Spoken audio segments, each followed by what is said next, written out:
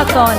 अरे पगले, आज हम हैं तभी तो सताते हैं, आज हम हैं तभी तो सताते हैं, हमारे जाने के बाद तुम्हें इतना सताएगा कौन।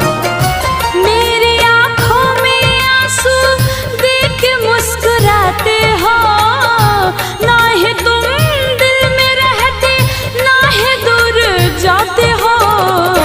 इससे बेहतर ना आशियाना कहीं पाओगे तुम, मेरे बाद मोहब्बत को तरस जाओ।